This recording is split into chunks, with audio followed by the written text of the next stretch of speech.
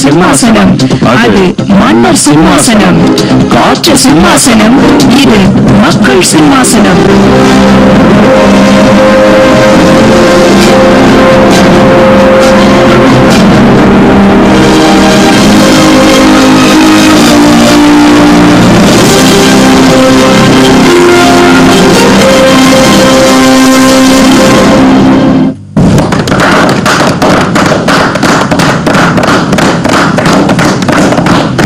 வணக்கம் நேயர்களே, இது காற்று சிம்மாசனம் நிகழ்ச்சி. கோயம்புத்தூர் தொலைக்காட்சி நிலை தயாரிப்பு. காற்று சிம்மாசனம், இது மக்கள் சிம்மாசனம். ஒவ்வொரு வாரமும் பல அற்புதமான தகவல்களை, பல அற்புதமான செய்திகளை, பல அற்புதமான சம்பவங்களை நமக்கெல்லாம் கொடுத்து கொண்டிருக்கின்ற இந்த காற்று சிம்மாசனம் நிகழ்ச்சியில் இன்றைக்கு எதை பற்றி பேச போகிறோம்? பாரதியாரோட ஒரு அழகான கவிதை வரிதான் ஞாபகத்துக்கு வருது. உழவுக்கும் தொழிலுக்கும் வந்தனை செய்வோம், வீணில் உண்டு கழித்திருப்போரை நிந்தனை செய்வோம் சொன்ன அழகான அந்த கருத்துக்கு ஏற்றபடி இன்றைக்கு நாம் இருக்கிறோமா? உழவுக்கு வந்தனை செய்கிறோமா, தொழிலுக்கு வந்தனை செய்கிறோம், உழவுக்கு வந்தனை செய்கிறோமா என்பதை நிறைய விருந்தினர்கள் வந்து பேச இருக்கிறார்கள். இன்றைக்கு நம்முடைய அரங்கத்திலேயே பல வயது தளங்களில் இருப்பவர்கள் எல்லாம் இருக்கிறார்கள். அதிலும் முக்கியமாக சிறப்பு விருந்தினராக வர இருப்பவர் திருமதி வசந்தரேகா அவர்கள். அவர் தமிழக அரசின் வேளாண்மை துறையில் உதவி இயக்குநராக கோயம்புத்தூரில் பணியாற்றிக் கொண்டிருக்கிறார். அவருடைய பல நல்ல கருத்துக்கள் இந்த சமூகத்தில் வேளாண்மையாளர்களுக்கு பயன்பட்டுக் கொண்டிருக்கிறது என்பது நம்ம எல்லோருக்குமே தெரிந்த விஷயம்தான். அவரை தாண்டி இங்க வந்திருக்கின்ற இந்த சிறப்பு விருந்தினர்களை முதலில் அறிமுகம் செய்து கொள்ளலாம். வணக்கம், அவங்க எல்லாருக்குமே வணக்கம், வாழ்த்துக்கள் எல்லாமே. வணக்கம். உங்க பேர் சொல்லுங்க. என்னுடைய பேர் வந்து கே மோகன், சூழல் பகுதியில் வரேன். நான் 4 இயர்ஸா இண்டஸ்ட்ரியல் லைன் ஒர்க் பண்ணிட்டு இருக்கேன். இண்டஸ்ட்ரியல் லைன்ல சிஎன்சி மிஷின் ஆப்ரேட்டரா இருக்கேன். சிஎன்சி மிஷின்னா என்ன? ஆட்டோமொபைல்ஸ் பார்ட்ஸ் எல்லாம் வந்து மேனுஃபேக்சர் பண்றது. அதுல உங்க பங்கு என்ன? என்னோட பங்கு வந்து இஎன்சி மிஷின் ஒரு ஸ்பெசிஃபிக்கா அதுல 2-3 மிஷின்ஸ் இருக்கு மாடல்ஸ். இஎன்சி மிஷின் ஆப்ரேட்டரா இருக்கேன். சிஎன்சி மிஷின், பிஎன்சி மிஷின் தான் எங்களுக்கெல்லாம் ஒண்ணுமே புரியல. என்ன இப்ப உள்ள தலைமுறையோட வார்த்தைகள் இதெல்லாம் பார்த்தாதான் தெரியும். ஓகே, ரொம்ப சந்தோஷம் நீங்க நம்ம ஆரம்பத்துக்கு வந்திருக்கிறது. வாழ்த்துக்கள். தம்பி நீங்க? வணக்கம். வணக்கம். கணபதி. நான் திருச்சி என்னுடைய பூர்வீகம். 2007 வந்து கோயம்புத்தூர்ல இருக்கோம். ராபர்ட் பாஷ்னு சொல்லிட்டு ஒரு சாஃப்ட்வேர் கம்பெனியில ப்ராஜெக்ட் மேனேஜரா ஒர்க் பண்ணிட்டு இருக்கேன். அதுல என்ன உங்களோட பங்களிப்பு என்ன? அதுல நாங்க வந்து ஆட்டோமொபைல்ஸ்க்கு ஃபுல்லா எலக்ட்ரானிக்ஸ் சம்பந்தப்பட்ட விஷயங்களுக்கான சாஃப்ட்வேர் எல்லாம் எங்க நீங்க கார்ல போனீங்கன்னா ஏர் சொல்லுவாங்க, அந்த அதெல்லாம் ஃபுல்லா எலக்ட்ரானிக்ஸ். அதுக்கான சாஃப்ட்வேர் வந்து எங்க கம்பெனி பண்ணி கொடுத்துட்டோம். நம்ம கோயம்புத்தூர்ல இதான இந்த தொழிற்சாலைகள்லாம் இருக்கு. இந்திய அளவுல இதோட பங்களிப்பு எவ்வளவு இருக்கும்?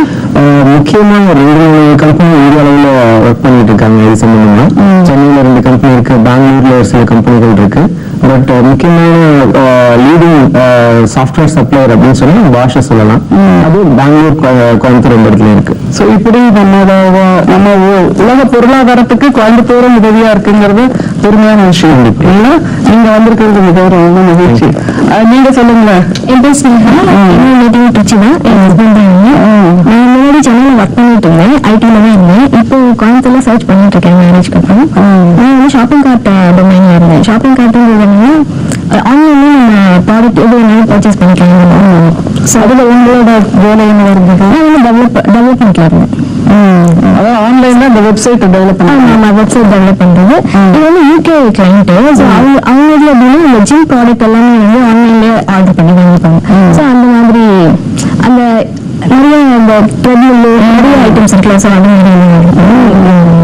ஸோ 3 பேருமே இப்போ உள்ள இளைய தலைமுறையோட ரெப்ரஸன்டேட்டிவ்ஸா வந்திருக்கீங்க. வாழ்த்துக்கள் உங்க எல்லாருக்குமே. உங்களோட மொழியும் வித்தியாசமா இருக்கு, பயன்படுத்துற வார்த்தைகளும் வித்தியாசமா இருக்கு. உங்களோட உலகமே வேலைன்னு சொல்ல கேள்விப்பட்டிருக்கோம். பார்க்கலாம் அது எப்படி இருக்கும் அப்படின்ட்டு. இந்த விருந்தினர்கள் கிருத்திகா, நம்ம பொதுவை நேயர்களுக்கு ரொம்ப அறிமுகமான ஒரு குட்டி பெண் கிருத்திகா. அவங்களோட குட்டி புடலங்காயே நம்ம வேளாண்மையாளர்கள் மறக்கவே முடியாது. சொல்லுங்க, கூடுதல் தகவல் சொல்லுங்க. என் பேர் கிருத்திகா. நான் பொள்ளாச்சி பக்கத்துல ஜமீன் கலியபுரம் ஒரு கிராமத்துல இருந்து வரேன். நாங்க வந்து விவசாயம் பார்த்துட்டு இருக்கோம். நீங்களும் வயல்ல இறங்கி வேலை பண்றீங்க. எனக்கு வந்து அப்பா அம்மா எல்லாம் ஒத்துழைக்கிறாங்க. படிச்சது நீங்க? நான் பிகாம் படிச்சுட்டு. பிகாம் படிச்சுட்டு வேற வேலைக்கு போக மாட்டேன்னு பிடிவாதமா வேளாண்மை பண்ணிட்டு இருக்கிற ஒரு முன்மாதிரி பெண். கைத்தட்டல் கொடுக்கலாங்க.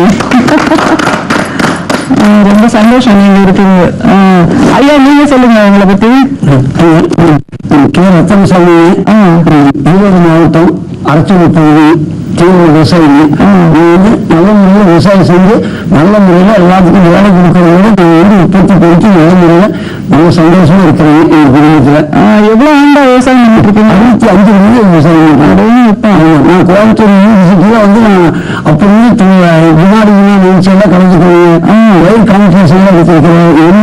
ஆயில் சீஸ்ல எல்லா இதுலையும் பொருட்கள் ஆராய்ச்சி பண்ணலாம் நிறைய செய்தி எடுத்துக்கிறது. ஓகே, ரொம்ப சந்தோஷம். எடுத்தோடனே ராக்கெட் வேகத்துல போறாரு பாருங்களேன்.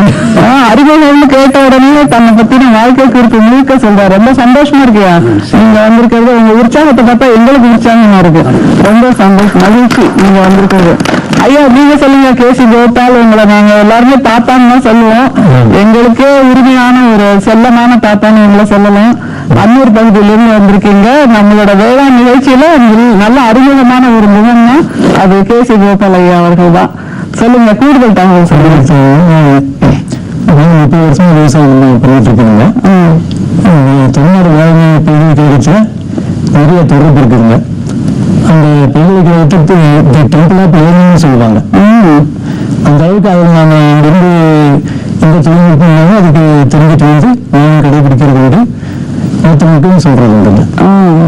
எவ்வளவு ஏக்கர் உங்களுக்கு? சிறிய விவசாயம் 4 ஏக்கர் இருக்கு. 4 ஏக்கர். ரொம்ப மகிழ்ச்சி நீங்க வந்திருக்கிறது. வாழ்த்துக்கள்.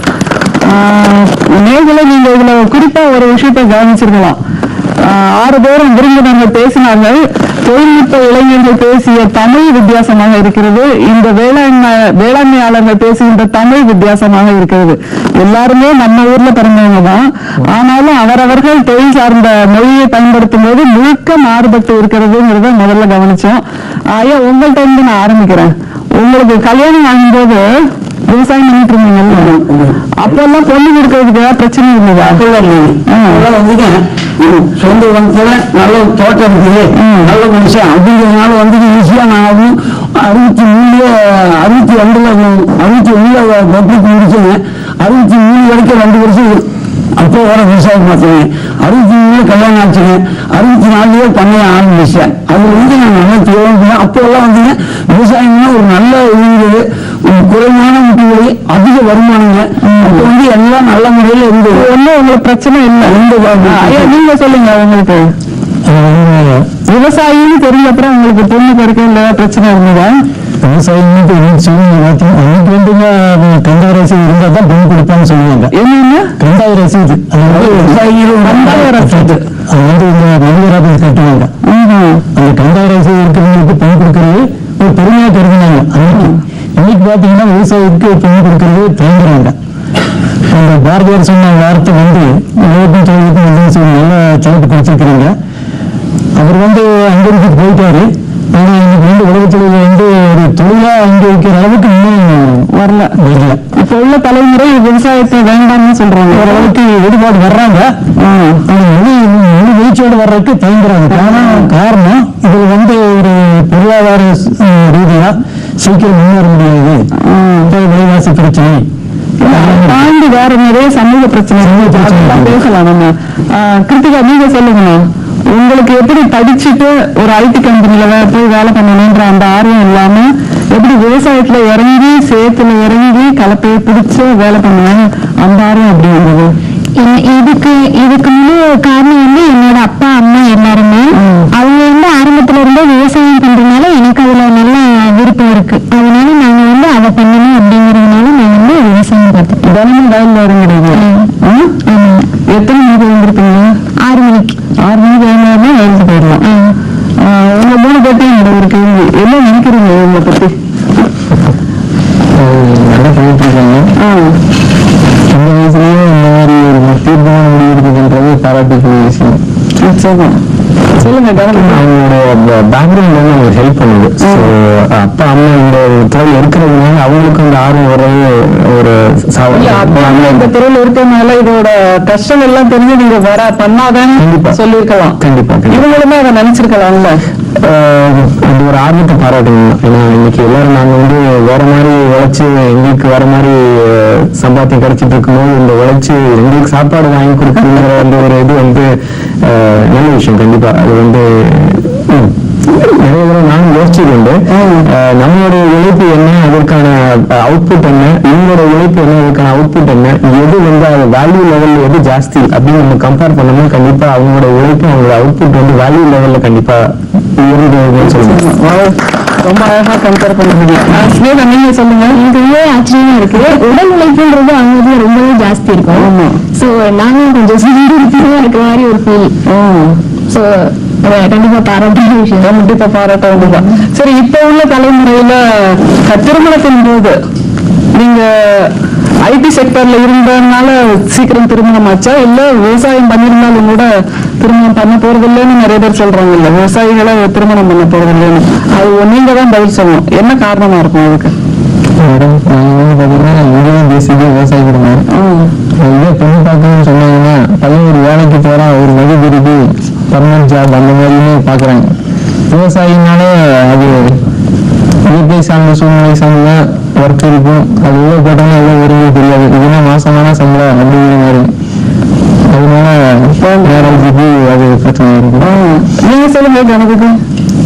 ஒவ்வொருத்தர் அவங்க துறையில இருந்து பார்த்தோம்னா அந்தந்த துறையில சில பிரச்சனைகள் இருக்கதான் செய்யுது. பட் விவசாயத்தை விட்டுட்டு மற்ற துறைகள் இருக்கிறவங்க விவசாயத்தை எப்படி பாக்குறாங்க அப்படிங்கிற ஒரு கண்ணோட்டம் நம்ம கொண்டு வர முயற்சி பண்ணணும். கண்டிப்பா அது ஒரு நம்மள ஒரு பாசிட்டிவான விஷயமா இல்லை. இப்போ இன்றைய சூழ்நிலையில வந்து அது ஒரு அட்ராக்டிவ் ப்ரொஃபஷனா யாரும் கன்சிடர் பண்றது இல்லை. காரணங்கள் பல. நம்மளுடைய உழைப்புக்கு the rate at which you grow socially, social status நம்ம the rate at which you grow in any other field except agriculture அப்படின்னு பார்த்தோம்னா it is comparatively better. So that makes it attractive. But எனக்கு தெரிஞ்சு அந்த ஒரு விஷயத்தை தாண்டி விவசாயத்தோட நன்மை புரிஞ்சு வாழ்கிற மக்கள் இன்னும் நிறைய பேர் இருக்கிறாங்கன்றது என்னோட நம்பிக்கை. நிச்சயமா இந்த பணம்ங்கிறத தாண்டியும் வேற விஷயங்கள் நிறைய இருக்கு. அதையெல்லாம நம்ம பேசலாம். சரி, நீங்க சொல்லுங்க. இப்போ ரொம்ப சொபிஸ்டிகேட்டடா வாழ்ந்ததுக்கு அப்புறம் யாரும் ரொம்ப கஷ்டப்படணும் அப்படின்றது நினைக்கிறது இல்ல. இந்த வசதிகளோட வாழ்ந்ததுக்கு அப்புறம் தேவையில்லை அப்படின்னு நினைக்கிறாங்க. ஒருத்தவங்களோட இன்ட்ரெஸ்ட். இப்போ நாங்க பாத்தீங்கன்னா வீட்டுல என் ஹஸ்பண்டோட இன்ட்ரெஸ்ட்ல தான் வெங்காயம் வெடிச்சோம், வெங்காயம் இது பண்ணோம், வெண்டைக்காய் அந்த மாதிரி சின்ன சின்ன இது பக்கத்துல சைட்டு கொஞ்சம் ஃப்ரீயா இருக்கு. ஸோ அதுல பண்ணிட்டு அதை சாப்பிட்டோம். அது பார்க்கும்போது எவ்வளவு சந்தோஷமா இருக்கும். ரொம்ப நல்லா இருந்தது. வெங்காயம் ஒரே ஒரு செடி அதுவே நிறைய வந்ததெல்லாம் ரொம்ப ஆச்சரியம். நல்லா இருந்தது. நீங்க கிருத்திகாவோட தோட்டத்துக்கு போய் பார்க்கணும். அழகான ஒரு தோட்டம். அதுல வந்து இது முட்டை புடலங்காய் அவ்வளவு அழகா குட்டி குட்டியா ரொம்ப பால் வாசனையோட வளர்ந்துருக்கும். அது ஒவ்வொன்றும் அவங்க குழந்தை மாதிரி பாதுகாப்பாங்க. ரொம்ப அழகான விஷயம். உங்களுக்கு இந்த தொழில்நுட்பம் எப்படி கத்துக்கிட்டீங்க கிருத்திகா? எல்லாமே வந்து என்னோட பாரம்பரியம் தான். நான் இதுக்காக வந்து படிக்கல. எல்லாமே வந்து என் அப்பா அம்மா அனுபவத்துல இருந்து தான் நான் கத்துக்கிட்டேன். என்னோட அனுபவமோ அதுதான். சரி, உங்களுக்கு திருமணம்ன்ற பேச்சு வரும்போது நீங்க ஒரு விவசாயம் தேர்ந்தெடுப்பீங்களா இல்ல வேற தொழில் பண்றீங்க? கண்டிப்பா விவசாயம் தான். கண்டிப்பா விவசாயம் தான். வெரி குட், வாழ்த்துக்கள். ஐயா, நீங்க சொல்லுங்க. உங்களுக்கு தினந்தோறும் வயலுக்கு போறீங்கல்ல, வெளியூர்லாம் போயிருக்கீங்களா? அந்த இல்ல வயலை விட்டுட்டு நான் வெளியூர் போறேன் அப்படின்னு அந்த ஊர் சுத்தி பார்க்கலாம் போவாங்கல்ல, அது மாதிரி எல்லாம் போயிருக்கீங்களா? காய் மாசம் போகணும். மற்ற ஊரெல்லாம் நாங்க 24 மணி நேரத்துல 2 மணி நேரம் விவசாயம். எல்லா காலையும் 4 மணிக்கு 5 வருஷம்னா நைட்டு 9 மணி வரைக்கும் கிளீனா 6 நாள் தண்ணி வாய்ப்பு இருந்து விவசாயிகளுடைய ஒரு பூச்சி தாக்குதல் எப்படி பயிர் இருக்குது அப்படிங்கிறத குழந்தைகள் மாதிரி நாங்கள் டெய்லி வாட்ச் பண்ணி அதுக்கு உண்டான இதெல்லாம் போட்டுட்டு அதிக மகசூல் எடுத்து அதிக லாபத்தை குறைந்த முட்டு வலியில அதிக லாபம் எப்படி எடுக்கணுங்கிறது. முட்டு வலியா? அதிக குறைந்த செலவுல அதிக வருமானம். முட்டு வலிங்கிற அந்த வார்த்தை பாருங்க எவ்வளவு இருக்கு. நிஜமாவே முட்டு வலி வர்ற விஷயம் தான் அவங்க செய்யறது. அதிக மகசூல் எடுத்துட்டு லாபத்தை அதிகரிக்க முடியும். அது மாதிரி அது வந்து எல்லாத்துக்கும் வந்து நல்ல முறையில போய் பயன்பட முடியும். இயற்கையான முறையில போய் பயன்பட முடியும்.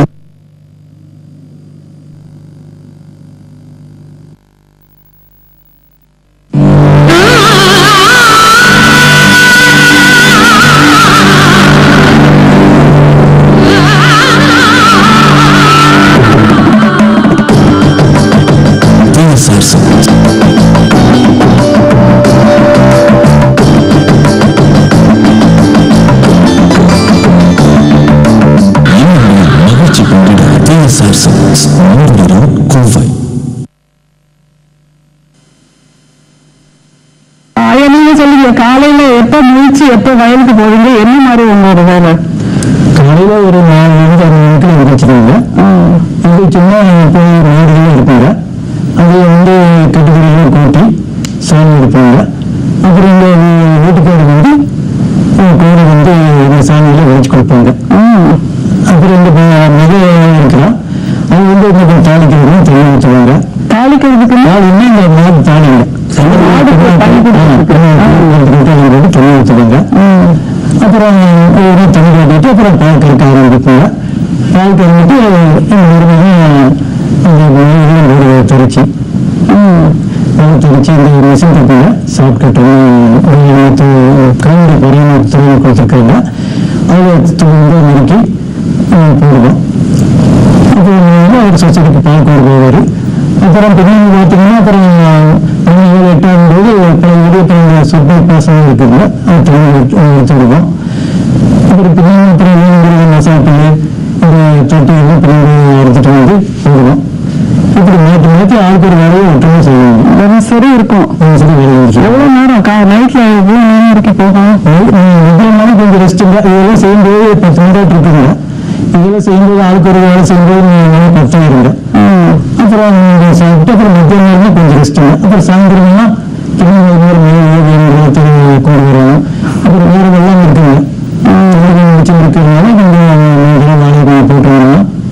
அது போய் கிளம்பிட்டுறது, அது சொத்து விடுறது, இப்படி எல்லா வேலையுமே தொடர்ச்சியா. அதனால மரம் எப்படி இருக்கு கேட்கறதுக்கே பலத்தான்ல. தொடர்ந்து ஒவ்வொரு நொடிக்கும் ஒரு வேலையை வச்சிருக்காங்க. மரம் நட்டிருக்காங்க. பயிர் பார்த்தீங்கன்னா 1200 அடி போட்டு தண்ணி இல்லைங்க, ஒரு 1 மணி நேரம் ஓடும். அப்போ நாங்கள் தொட்டியில் தண்ணி இருக்காங்க, அதை நாங்கள் குளத்தில் நீந்துட்டு 10 செடியாட்டு வச்சிருக்காங்க. செடிக்கும் 80 கூட எடுத்துட்டு ஒரு இடம் எடுத்தோன்னா ஒரு 5 வருஷம் ஒரு 10 வருடம் எடுப்பாங்க. அதுக்கு எப்படி 2 மணி நேரம் ஆகிடும். ஒரு நாளுக்கு நல்ல வாசி இல்லைன்னா வெயில் காலத்துல அது தண்ணி காப்பாற்றிருக்காங்க. அதுவே ஓரளவுக்கு நல்லா 2 இடம் வாழ்ந்துருக்குங்க. எவ்வளவு அழகான வார்த்தைகள் பாருங்க, தண்ணி ஊற்றி காப்பாத்திருக்கேன் இந்த செடியை அப்படிங்கல. என்ன தோணுது உங்களுக்கு இந்த வேலையை கேட்கும்போது? இப்படி கூட செய்ய முடியுமா அப்படின்னு ஒரு மலைக்கு தோணல? பார்த்தீங்கன்னா சுற்றி இருக்கவங்க அழகு பண்றாங்க. ஒரு செடி வளர்க்காம 2 ஆக்சிஜன் நம்மளா சுவாசிக்கணும், அந்த மாதிரி விஷயம். இன்னும் அப்படி இல்லை, வெளியேறவே கொஞ்சம் சுற்றுப்புறங்களுக்கு வந்து கேடு விளைவிக்கிற மாதிரி தான். அதனால அவங்க கண்டிப்பா பாராட்டியா இருக்கும். அதுவும் எங்களை விட கடின உழைப்பாளிகள். இந்த வயசுலயும் அவங்க காலையில இருந்து இவ்வளவு தூரம் தண்ணி பாய்ச்சி களை எடுத்து அது 24 மணி நேரம் தொடர்ச்சியான வேலைகள். கண்டிப்பா இல்ல இல்ல இல்ல கவனத்தை நீங்க சொல்லுங்க. ஆக்சுவலி எங்க தாத்தா அப்பா எல்லாம் பார்த்துட்டு அவங்க விவசாய குடும்பம், அப்பெல்லாம் விவசாயத்துல தான் மெயினா இருந்தாங்க. இப்போ எங்க அப்பா எங்களுக்கு வேலை செய்யறாரு, காலையில எழுந்திரிச்சு அந்த ஒரு இதுவுமே இப்போ அடுத்த ஜென்ரேஷன் இருக்குமான்னு எனக்கு தெரியல. ஸோ இது வந்து ஒரு எக்ஸ்பெக்டட் லைன்ஸ் தான், இது குறைஞ்சிட்டு இருக்குது. இந்த ஒரு சுறுசுறுப்பு, இந்த ஒரு எவ்ரிடே அந்த டிசிப்ளின், அது வந்து இன்னைக்கு அந்த டிசிப்ளின்ங்கிறது வந்து எங்களுக்கு அடுத்த ஜென்ரேஷன் பாஸ் ஆகுது, எங்க கேப் உள்ளதுன்னு தெரியல. பட் டெஃபினெட்லி இந்த டிசிப்ளின்ற வார்த்தை வந்து ப்ரீவியஸ் ஜென்ரேஷன்ஸ் கிட்ட கற்றுக்க வேண்டிய ஒரு விஷயம். வெரி குட், ரொம்ப அழகான கருத்து. ஐயா உங்கள்கிட்ட நம்ம காலையில் 4 மணி ஆச்சுன்னா யோசிச்சு போது தூங்கணும்னு தோணும் எல்லாருக்கும். ரொம்ப சுகமா இருக்கும் அந்த காலை நேரம் தூக்கம். உங்களுக்கெல்லாம்? எனக்கு அப்படி இல்லை, அது வந்து காலையில வந்து நேரமே எழுந்து அதே பழக்கம் ஆயிடுச்சு.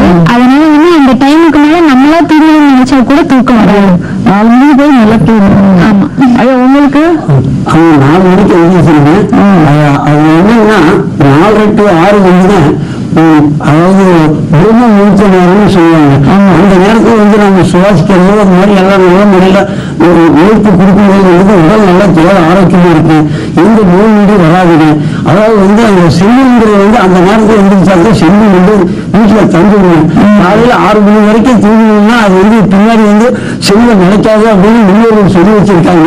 அது மூதேவி வந்து அடைஞ்சிடும் அப்படின்னு சொல்லுவாங்க. அது மாதிரி வந்துட்டு என்னைக்கு நாங்க வந்து அந்த டைம் ஆனா எது அலாரம் செய்ய வேண்டியது நான் கரெக்டா வந்துருச்சு. எந்த வேலைக்கு பார்க்கணும், ஆளு என்ன வேலை செய்யறாங்க, நாம என்ன பண்ணணும், இன்னைக்கு வந்து தண்ணி விடணும், எந்த காட்டுக்கு உரம் வைக்கணும், எது களை வெட்டணும், எந்த கரும்பு ஹார்வெஸ்ட் பண்ணணும், அதை எப்படியெல்லாம் மார்க்கெட்டுக்கு கொண்டு போகணும் அப்படிங்கிறது செய்ய. தேங்காய் போட்டோம்னா அது எப்படி கொண்டுட்டு போகணும், இன்னைக்கு சந்தை நல்ல எந்த மார்க்கெட்ல நல்லா விலை இருக்கு அப்படிங்கிற மாதிரி எல்லாம் அதை ரகம் பிரிச்சு எப்படி அனுப்பணும் அப்படிங்கிறதெல்லாம் பகிர்ந்தெடுத்து நாங்கள் செஞ்சுட்டே இருக்கிறோம். இந்த தொழிலும் தொடர்ச்சியா இருக்கு, பேச்சும் தொடர்ச்சியா இருக்கு. ரொம்ப வியப்பா இல்ல? ஐயா நீங்க 4 மணிக்கு தூங்கி 4 மணிக்கு மேல தூங்கி பழக்கம்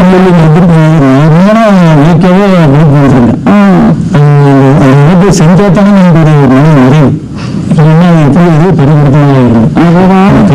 செய்யலாம் இன்னைக்கு இது எந்த மாதிரி ஒரு ப்ரோக்ராம் காலேஜ் கூட்டிட்டு போயிட்டு வந்தோம்னா தூரம் அங்கே இருக்கு. அங்கே போனாலும் அங்கே எந்திரிச்சு உட்காந்து தூரத்து இருக்கும். ஸோ நீங்க தான் எழுந்து சூரியனையே எழுப்பி விடுறீங்கன்னு நினைக்கிறேன். அந்த மாதிரியான ஒரு சுறுசுறுப்பானவர்கள் நீங்க எல்லாருமே. உங்களோட நாள் எப்படி இருக்கும்? உங்களோட நாள் அதாவது உங்களுக்கு இரவு பண்ணியா பகல் நேரத்துல 3 ஷிஃப்ட்டும் இருக்கு. 3 ஷிஃப்டா இருக்கு. ரொட்டீனா வந்துட்டே இருக்கும், மாற்றி மாற்றி. ஒரு வாரம் டே ஷிஃப்ட், ஒரு வாரம் ஆஃப் பண்ணிட்டு உங்களுக்கு எந்திரிச்சானா அதாவது டே ஷிஃப்ட்னா எந்திரிக்கணும், பல்வேறு குளிச்சுட்டு சாப்பிட்டு டைமுக்குள்ள போய் பஞ்ச் அடிக்கணும். அப்படின்னு வேணும். பஞ்ச் அடிச்சுட்டு போகணும், மிஷினுக்கு போய் லாகின்னு சொல்லுவாங்க. அதாவது போன ஷிஃப்ட்ல என்ன ஆச்சு ப்ராப்ளம், இந்த மாதிரி என்னென்ன பீஸ் காம்பவுண்ட்னு சொல்லுவாங்க, என்ன செட்டிங்ஸ் மாதிரி ஏன்னு கேட்கணும். கேட்டுட்டு அதுக்கான இதெல்லாம் வாங்கிட்டு அதுக்கப்புறம் மிஷின் ரன் பண்ணுறது வாங்கிக்கணும்.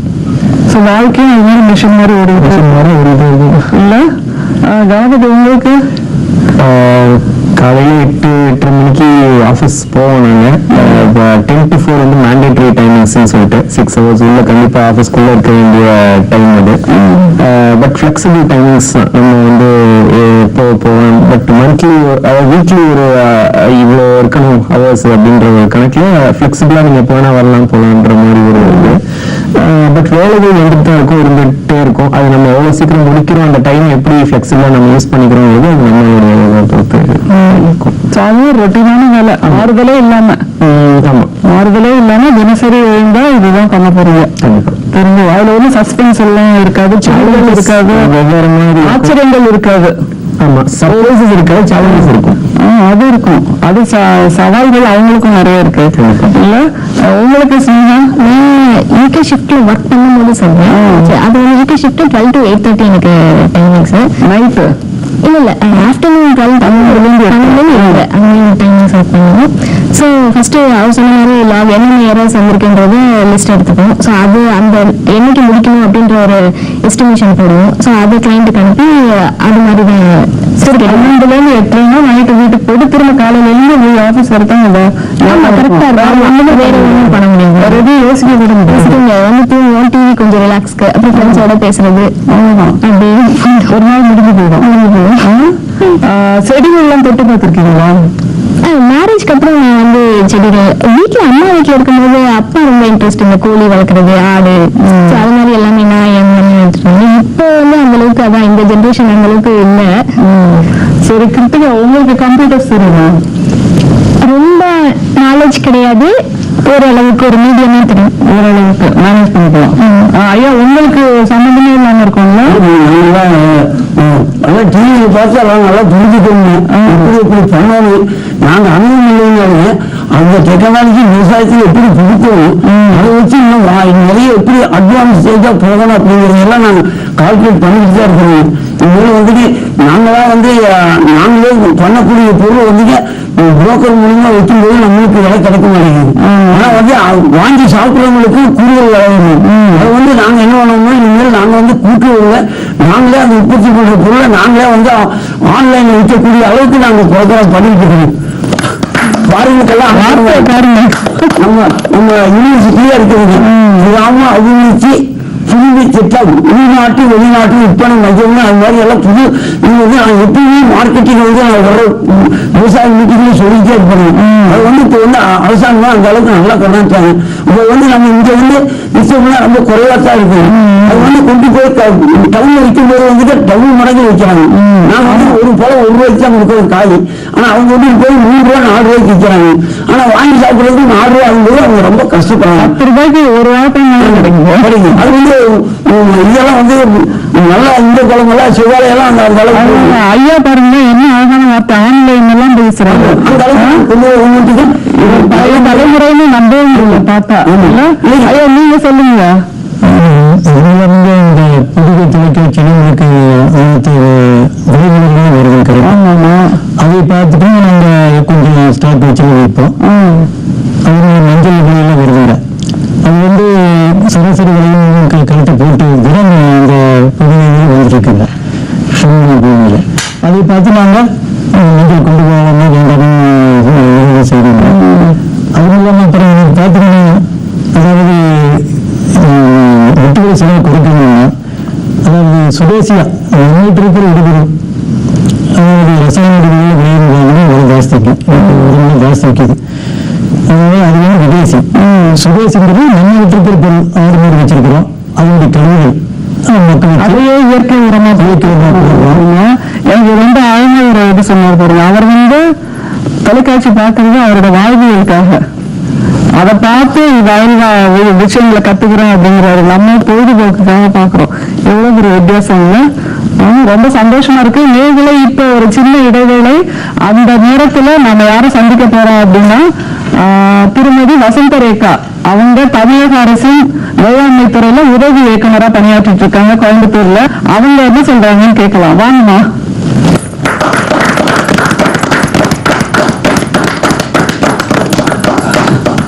நேர்களை இப்போது நம்மோடு திருமதி வசந்த ரேகா இங்க உள்ள தமிழக அரசின் வேளாண்மை துறையில உதவி இயக்குநரா பணியாற்றிட்டு இருக்காங்க.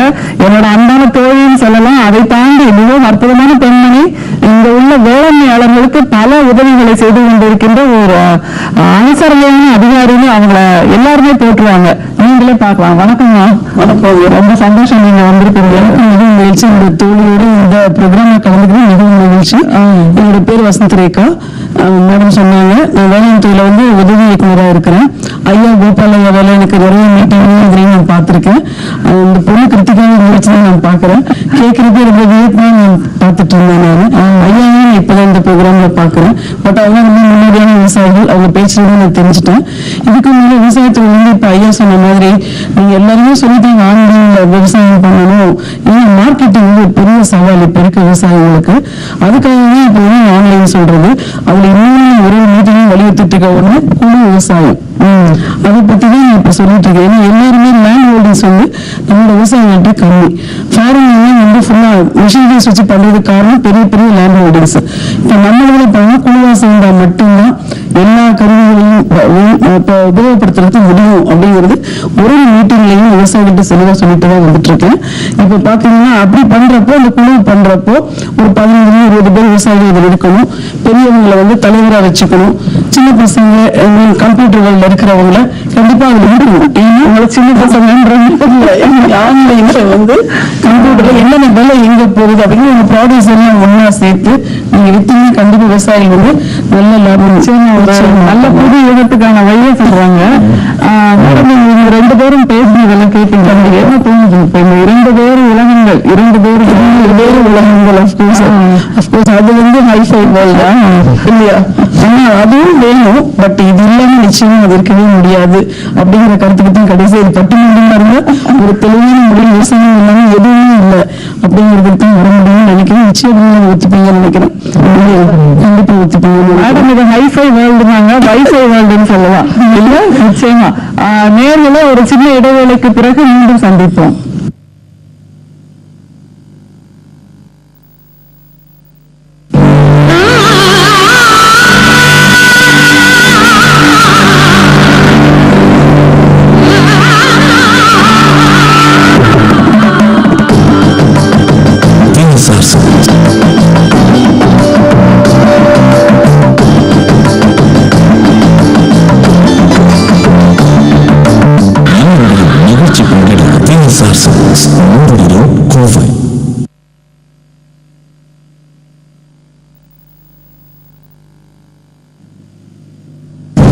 இடைவேளைக்கு பிறகு மீண்டும் காற்று சிம்மாசனம்.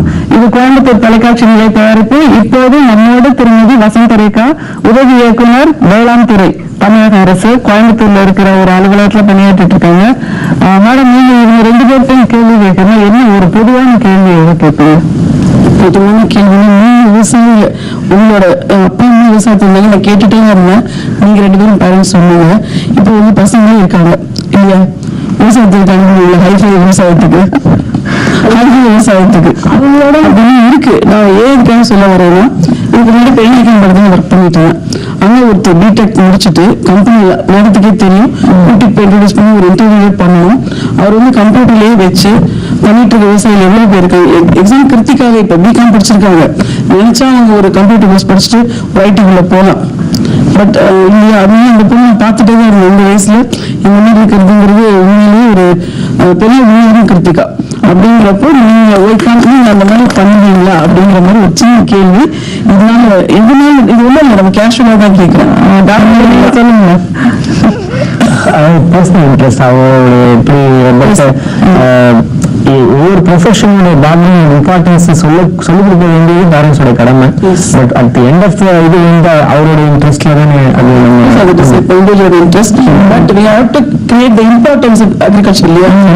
அப்பதான் டாக்டர் ஐஏஎஸ் கொடுக்குற இம்பார்ட்டன்ஸை ஃபார்மிங் கொடுத்து விவசாயின்றவர் எவ்வளவு இம்பார்ட்டன்ஸ் சொன்னாங்கன்னு நம்ம குழந்தைங்களை எதிர்பார்க்க முடியும். இன்னொரு விஷயம், தேர்வு முடிவுகள்லாம் வெளிவந்த உடனே அந்த மாணவர்கள், ஜெயித்த மாணவர்கள் சொல்வது, நான் பொறியியல் எடுப்பேன் இல்ல மருத்துவம் எடுப்பேன், இந்த 2 விஷயத்தை தான் யோசிக்கிறாங்களே தவிர நான் அக்ரிகல்ச்சர் படிக்க போறேன்னு எந்த குழந்தையுமே சொல்லல.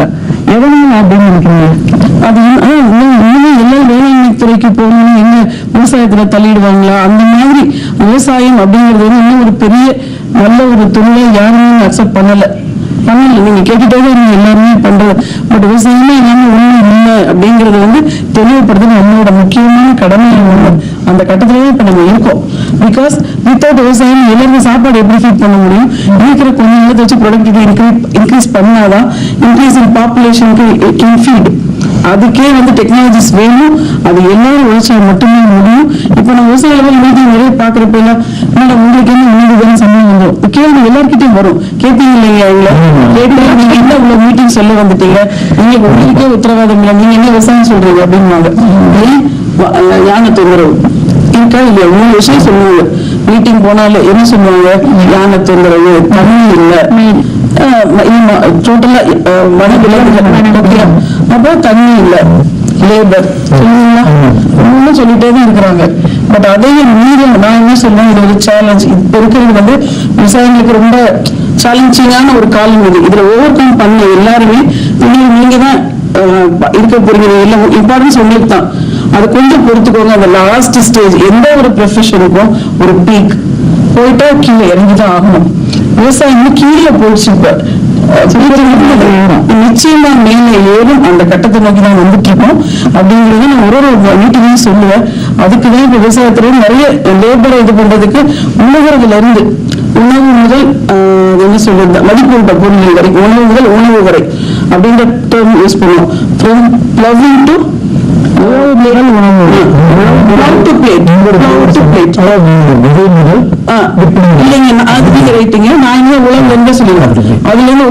இருக்கு. உழவு முதல் உணவு வரை நம்ம அது மதிப்பு கூட்டி கார்ன்ஃபிளேக்ஸ் எக்ஸாம்பிள் மக்காச்சோளத்துல மேஸ்ல கார்ன்ஃபிளேக்ஸ் எல்லாம் போறது மதிப்பு கூட்டின பொருள். உறவுல ஒண்ணு இருக்கு. இப்ப அது மாதிரி போற வரைக்கும் உணவு முதல் உணவு வரை பிளவு டு பிளேட் அதுக்குரிய எல்லாத்துக்குமே மிஷினரிஸ் இருக்கு. பட் தனியாக ஒரு விவசாயம் பண்ண முடியுமா? எல்லாராலையும் வாங்க முடியாது. அதுக்காக மட்டும்தான் நம்ம குழு விவசாயத்தை திரும்பி சொல்லிட்டு இருந்து குழுவா செய்யறீங்க. அப்ப நீங்க எல்லா மிஷின்ஸ் கொடுக்கறதுக்கு பேங்க் நல்ல லோன் கொடுக்குறாங்க. வச்சுட்டு உங்களுக்குள்ள வாடகை கொடுங்க, அது ஒரு இன்கம் வச்சுக்கோங்க. சோ குழு விவசாயத்தை பத்தி சொல்லி விவசாயம் கீழே போகக்கூடாது. போனா நாட்டோட பொருளாதாரமே போச்சு அப்படிங்கிறது என்னோட திண்ணமான கருத்து. நீங்க சொன்னீங்கன்னா மட்டும்தான் யங்ஸ்டர்ஸ்க்கு தெரியும் விவசாயிக்கு மரியாதை கொடுக்கணுங்கிறத. விவசாயி யாரையும் மறந்துடுவாங்க கொஞ்ச காலத்துல. அப்படி ஒரு இருக்கு. இதை கூட இளைஞர்கள் அப்படிங்க நெல் எங்க விளையுதுன்னா மரத்துல அப்படிங்கிறாங்க. நிறைய சென்னையில எல்லாம் குழந்தைகளுக்கு நெல் எங்க விளையுதுன்னு தெரியாது. பால் எங்க இருந்து வருதுன்னா பாக்கெட்ல இருந்து வருதுன்னு தான் சொல்றாங்க. அந்த மாதிரியான சூழல்ல தான் இப்போ உள்ள குழந்தைகள் இருக்காங்க. அக்ரிகல்ச்சர் சைட்ல வந்து ஆர்கானிக் ஃபார்மிங் அதுல என்ன மாதிரியான தகவல்கள் வந்து எங்கெல்லாம் அவைலபிளா இருக்கு விவசாயிகளுக்கு இப்ப அவங்களால அது வந்து ஒரு பண்ண முடியுமா, அவங்களால ப்ராஃபிட் அந்த ஆர்கானிக் ஃபார்மிங் பண்ணி ப்ராஃபிட் பண்ண முடியுமா அப்படிங்கிற ஒரு கொஸ்டின் இருந்தது. ரெண்டாவது வந்து வீட்டுல மாடிகள்ல இந்த மாதிரி விஷயங்களுக்கான சின்ன சின்ன ஒரு காய்கறிகள் இந்த மாதிரி போடுறது. சிலர் இப்போ ஒரு வீட்டுல காந்திபுரத்துல 100 feet ரோட்ல பாத்தீங்கன்னா ஃபர்ஸ்ட் ஃப்ளோர் இதுல வந்து டெரஸ்ல வந்து கிரேப்ஸ் போட்டிருக்காரு, நல்லா வந்துட்டு இருக்கு. பட் அதுக்கான எப்படி பண்ணணும், வாட் இஸ் இது அந்த இன்ஃபர்மேஷன் சோர்ஸ் இதெல்லாம் வந்து எங்க நமக்கு வந்து இருக்கும், எங்கிருந்து நம்ம எடுத்துக்கலாம், இது வந்து தெரியும். கண்டிப்பா ஒரு வட்டாரத்திலுமே வேளாண் விரிவாக்க மையம் அப்படின்றது இருக்கு. அங்க எல்லாமே ஒரு உதவிக்கு இருக்கிறாங்க. களப்பணியாளர்கள் சொல்லுவாங்க, வேளாண்மை உதவி அலுவலர்கள் அவங்க இருக்காங்க. சோ அந்த ஏரியாக்குள்ள நீங்க போனீங்கன்னா என்ன இன்ஃபர்மேஷன் வேணுமோ வேளாண் துறை சார்ந்தது எல்லாமே கிடைச்சிடும். இந்த மாதிரி மாடி தோட்டம் அதெல்லாம் வேணும்னா தோட்டக்கலைத்துறை இருக்கு. அதுவும் ஒரு வட்டாரத்திலையும் வேளாண் தோட்டக்கலை உதவி இயக்குனர் இருக்கிறாங்க. அவங்க கிட்ட போய் எல்லா இன்ஃபர்மேஷன் எங்க விதை கிடைக்கும், என்ன டைப் ஆஃப் ஃபார்மிங் பண்ணலாம், எல்லா இன்ஃபர்மேஷன் சொல்லுவாங்க. அதுக்கு மேல நெட்ல ப்ரௌஸ் பண்ணி டிஎன்ஏவோட ப்ரொடக்ஷன் கைடு ஃபுல்லா இருக்கு. அதுலயும் விவசாயிகள் பார்த்து தெரிஞ்சுக்கிறாங்க. பண்ணதில்லை. அதை தாண்டி கோயம்புத்தூர் தொலைக்காட்சியோட விவசாய நிகழ்ச்சிகள்லாம் யூடியூப்ல இருக்கு. கூடுதல் தகவல் நிச்சயமா. அதே மாதிரி நீங்க சொன்ன கூரை தோட்டம் வந்து சுய உதவி குழு வச்சு பண்ணிட்டு இருக்காங்க. பஞ்சாயத்து ஆபீஸ்ல கூட பண்றாங்க. சோ அந்த அளவுக்கு இப்ப டெவலப் ஆயிட்டு இருக்கு. எது நம்மளால வீட்டுல உங்க கன்சம்ஷனுக்கு அட்லீஸ்ட் நீங்க போட்டுக்கலாம் அப்படிங்கிற மாதிரி டெக்னாலஜிஸ் இருக்கு. அதுக்கு பேக்கேஜ் எல்லாம் கொடுக்குறாங்க. 50% சப்சிடியில தோட்டக்கலையில கொடுத்துட்டு இருக்காங்க. சோ நீங்க அந்த துறையை அணுகுனீங்கன்னா ஒரு வட்டாரத்திலுமே இருக்கு. நீங்க அணுகுனீங்கன்னா நிச்சயமா அவங்க செய்வாங்க. அந்த களப்பணியாளர்கள் உங்க வீட்டுக்கே வருவாங்க. நீங்க பண்ணீங்கன்னா வராங்க. ஸோ அது இன்ஃபர்மேஷன் உங்களுக்கு ஈஸியாக கிடைக்கும். ரொம்ப அழகான நிறைய தகவல் சொன்னீங்க. அவங்களுக்கு நன்றி சொல்லலாம். திரும்பவும் அழைக்கிறோம். ரொம்ப மகிழ்ச்சிங்க. தேங்க்யூ. இப்ப திரும்ப உங்கள்கிட்ட ஒரு கேள்வி. உங்களோட உணவு முறை எப்படி, அவங்களோட உணவு முறை எப்படின்னு தெரிஞ்சுக்கணும். சரி, உங்களோட உணவு முறை எப்படி சொல்லுங்க பார்க்கலாம். உங்களோட உணவு முறை பாத்தீங்கன்னா பேக்கேஜ் பண்ணுவேன் மேக்ஸிமம். அதாவது கடையில பார்த்து டிவி பார்த்தீங்கன்னா இது சூப்பரா இருக்கும் இந்த மாதிரி வாங்கி தான் யூஸ் பண்ணியிருக்கேன். அதாவது நேச்சுரலா கிடைக்காது. இது ஒரு ஃப்ரூட்ஸ்லாம் நேரடியா அவங்க தோட்டத்தினாலையும் அவங்களுக்கு இது பண்ணிக்குவாங்க. டொமேட்டோ சாஸும் இருக்குங்க, அவங்க விளைய வைக்கிறாங்க, நாங்கள் பேக்கேஜ் விட்ட பார்க்கணும். அதோட உங்களுக்கு ஒரு வாரம் நல்லா டயட்ல இருக்க ட்ரை பண்ணுவோம். ஸோ ஒரு வாரம் நல்லா கம்மியா எல்லாம் இது பண்ணிட்டு அந்த ஒரு நாள் 2 நாள் வந்து நம்ம என்ன பண்ணணுமோ எங்க போய் என்ன பிடிச்சி சாப்பிடணுமோ அதை போய் சாப்பிட்டு வந்துடுறது. அப்போ திருப்பி அடுத்து ஒரு 1 week திரும்ப டயட் வீக்லி ஒன்ஸ் அந்த மாதிரி தான் அந்த மாதிரி ஃபுட் எல்லாம் எடுத்துக்கிறது. பிட்சா பர்கர் அப்படின்னா மற்றபடி வீக் டேஸ்ல ஃபுல்லா வீட்டில் சமைச்சு தோசை இட்லி சாம்பார் ஸோ அந்த மாதிரி தான் சாப்பிடுவோம். எங்க முடிவே இல்லாத ஒரு நூடுல்ஸ் அவங்க சாப்பிடுவாங்க. அது தெரியுமா உங்களுக்கு? நீங்க என்ன சாப்பிடுவீங்க? உங்களோட உணவு என்ன சொல்லுங்க? எங்க உணவு வகைகள் என்னன்னா, நாங்க போய் தோட்டத்துல வேலை பாக்குறதுனால டெய்லியும் காலையில டிஃபன் இட்லி தோசை அந்த மாதிரி சாப்பிட முடியாது. ஏன்னா அவங்க வந்து தண்ணி நிறைய குடிக்க வேண்டியது இருக்கிறதுனால கண்டிப்பா அவங்க வந்து காலையில சாப்பிடும்போது தயிர் சாதம் தான் சாப்பிடுவாங்க. காலையில டிஃபன் ஐட்டம்ஸ்லாம் வந்து அவங்களுக்கு வந்து ஏதாவது ஒரு ஃபங்க்ஷன்ஸ் அந்த மாதிரி வீக்லி 1 டைம் அது மாதிரி தான் நாங்க எல்லாரும் அது மாதிரி தான் சாப்பிட்றோம். நாங்க அதனால எங்களுக்கு வந்து இந்த நூடுல்ஸ் எல்லாம் நான் வந்து சாப்பிட்டதில்லை இது வரைக்கும். எனக்கு பீஸானாவே பிடிக்காது. அந்த மாதிரி ஐட்டம். ஐயா நீங்க நல்லா வந்து தோட்டத்து வேலையை நினைச்சுங்க. ரெண்டாவது கம்பு சோளம் மாதிரி இருக்கிறதா ஒன்றும் வகையாக பண்ணிக்கணும். இந்த நாளுக்கு ஒரு கோதுமையெல்லாம் கடையிலேருந்து வாங்கிக்கணுங்க. இந்த மாதிரி இயற்கையா நாங்கள் வந்து எங்கள் காட்டில் சக்கரை யூஸ் பண்ணுறோம், அஸ்காரெல்லாம் கொண்டு வருவீங்க. அதே மாதிரி ஒவ்வொரு பொருள் வந்து காய்கறிகள்லாம் 20 காய்கறிகள்லாம் எல்லா காய்கறியும் நாங்கள் தேவைக்கு அப்படியே அங்கே ஒரு மரம் வச்சு செடி வச்சு தோட்டத்துலேருந்து அப்படியே பறிச்சு சாப்பிட்றாங்க. எவ்வளோ சாப்பிடணும். ஐயா உங்களுக்கு சாப்பாடு வீட்டுக்கு தண்ணி ஊற்றி வச்சிருவாங்க. அரிசி அதாவது கைக்குத்து அரிசி 2 தண்ணி ஊற்றி வச்சுட்டோம்னா அது விடிய வச்சு அந்த தண்ணி சொல்லுவாங்க. அந்த தண்ணியை வந்துச்சுன்னா எந்திரிச்சு வேலையே ஒரு தண்ணி குடிச்சிட்டோம்னா அந்த வாதம் பித்தம் இதெல்லாம் போயிருங்க. அந்த தண்ணி குடிச்சு அப்புறம் அது தயிர் கரைச்சி ஒரு நாளைக்கு அதை குடிச்சுக்கணும். இல்லைன்னா அந்த கோடையான கம்பு ராகி தோசை அப்படி ஏதோ இந்த சிறுதானியங்கள் வந்து எப்படி இந்த நாங்கள் சாப்பிட்டுருக்கிறோம்.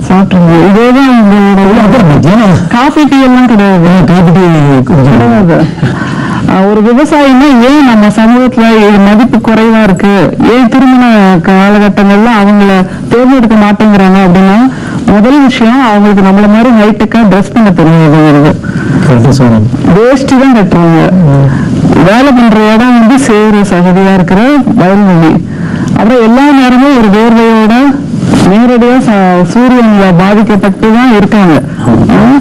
இயற்கையோட இருக்கிறாங்க. அவங்க அந்த சூரியனோட வெப்ப கதிர்கள் எல்லாம் முழுசா உருவாங்கிறது யாருன்னா அவங்கதான். நம்ம ஏசி ரூம்குள்ள போய் உட்கார்ந்துக்கிட்டு அதுக்கப்புறம் சூரிய சக்தி இல்ல, விட்டமின் டி இல்லைன்னு ஊசி போட்டுப்போம் நம்ம எல்லாம்.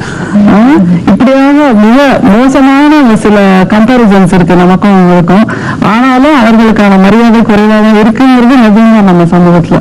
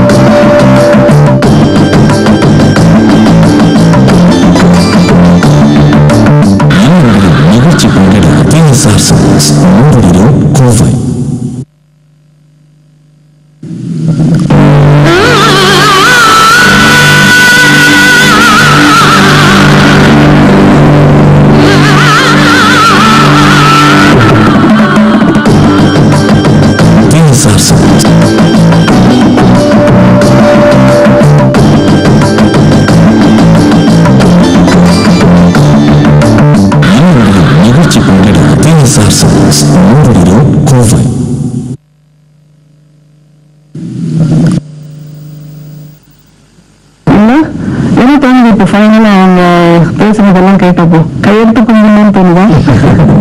சொல்லுங்க, வெளிப்படையா சொல்லுங்க. பாத்தீங்கன்னா நாங்க வாழ்றது வந்து பொய்யான வாழ்க்கைன்னு சொல்லலாம், எங்க நாங்க அழிச்சுக்கிறோம் அப்படின்னு சொல்லலாம். அதாவது எங்க ஃபீல்டை பொறுத்த அளவுக்கு வர ப்ராப்ளம்ஸ் எல்லாம் நாங்களே ஏற்றுக்கிறோம். ஆனா அவங்க எப்படி அவங்க ஃபீல்டு அவங்களுக்கு அப்படியே இது பண்ணிக்கிறோம், மெடிடேஷன் மாதிரி. சாப்பிட்ற ஐட்டத்தையே மருந்தா யூஸ் பண்ணிக்கிறேன். நாங்க அப்படி சாப்பிட்ற ஐட்டத்தையே விஷமா யூஸ் பண்ணிட்டு இருக்கோம். மருந்தையே உணவா சாப்பிட்டுருக்கோம். ஒரு 30 மாத்திரையை நம்ம சாப்பிடுவோம், அவங்க வெறும் உணவு மட்டுமே சாப்பிடுவாங்க, கஞ்சி செய்வது அப்படின்னு. நீங்க என்ன நினைக்கிறீங்க Ganapathi? I think farmers are very you can compare them with even gods. So நமக்கு வந்து ஈஸியா போய் கடையில போய் 10 கிலோ அரிசி வாங்கிட்டு சமைச்சு சாப்பிட்டுருக்கோம். அந்த அரிசி 10 கிலோ அரிசிக்கு என்ன உழைப்பு இருக்குங்கிறது வந்து அந்த உழைப்பு இல்லைன்னா நமக்கு என்ன பண்ணணும்? இது வந்து நகரமயமாக்கல் கான்கிரீட் காடுகளா மாறிக்கிட்டு இருக்கிற நகரங்கள்ல உள்ள மக்கள் வந்து கூடிய சீக்கிரம் தெரிஞ்சுக்கணும். நம்ம பின்னோக்கி பயணம் செஞ்சு இந்த விவசாயத்துக்கான முக்கியத்துவத்தை கொடுக்கணுங்கிறது ஒரு எல்லாரும் உணர வேண்டிய ஒரு விஷயம். விளைநிலங்களா மாத்துறத முதல்ல நிறுத்தணும் இல்ல? சிறுதானியங்களோட இம்பார்ட்டன்ஸ் எல்லாம் சொல்லியிருக்காங்க இல்லையா? சோ அது மீது கொஞ்சம் ப்ரிப்பேர் பண்ண ஆரம்பிச்சு ஒரு ஐடியா இருக்கு. சரி சரி, ரொம்ப அழகா எல்லாருமே நிறைய சொன்னீங்க. திரும்பவும் நம்மளோட சிறப்பு விருந்தினரை கூப்பிடலாம், ஒரு சர்ப்ரைஸ் காத்துட்டு இருக்கவங்க எல்லாருக்குமே. நேயர்களே, உங்களுக்கே தெரியும் நம்முடைய விருந்தினர்களுக்கு ஒரு சிறப்பு பரிசு கொடுக்கின்ற நேரம் இது. நம்முடைய விளம்பரதாரர் கொடுக்கின்ற அந்த கிஃப்ட் வவுச்சர் யாருக்கு போகுது அப்படிங்கறத மேடம் தான் முடிவு பண்ண போறாங்க. நீங்க பாத்துட்டீங்க, கேட்டீங்க, எல்லாரும் பேசுனது. உங்க மனசுல எது யார் ரொம்ப நல்லா பேசுனாங்கன்னு நினைச்சீங்களோ அவங்களுக்கான கிஃப்ட் வவுச்சர் நீங்க கொடுக்கணும். கண்டிப்பா நான் ஒரு அட்வைஸ் மட்டும் சொல்லிக்கலாம். ஒரு சின்ன நீங்க சொன்ன விவசாயியோட இம்பார்ட்டன்ஸ் கொடுக்கும் ஒரு சின்ன டிப் மட்டும் தரேன். உங்களோட கிட்ஸ்க்கு இல்ல நீங்களே சாப்பிடுறீங்க pizza burger what ever food, அது வர்றதுக்கு எத்தனை பேரோட உழைப்பு விவசாயிகள் தான். அவங்களுக்கு தேங்க் பண்ணிட்டு இந்த ஃபுட்டை சாப்பிடுங்கன்னு சொன்னா அந்த விவசாயியை ஒருத்தரும் தேங்க் பண்ணாலே அவங்க நல்லா இருப்பாங்க, நம்மளும் நல்லா இருப்போம். அந்த குழந்தைங்களுக்கும் ஓ சம்படி விவசாயி இருக்கா, ஒரு ஃபார்மர் ஒருத்தர் இருக்கிறாரு அப்படின்னு தெரிஞ்சிடும். அந்த இப்ப இப்படி நீங்க கொடுக்கீங்க இல்லையா, நீங்க பண்ணலாம் இல்லையா, அழகாக ஒரு சின்ன டிப்பு இது மட்டும் நீங்க கண்டிப்பா பண்ணணும்னு கேட்டுக்கிறேன். ஸோ இந்த சைட்ல இருந்து எனக்கு வந்து அவங்க எல்லாம் ரொம்ப அனுபவம் வளர்ந்தாங்க. கிருத்திகா இந்த வயசுல இருந்து சொன்னா இந்த சைடு இந்த பொண்ணு, அந்த சைடு திரு கணபதி அவர்கள். ஓ வெரி குட், வாங்கலாம்.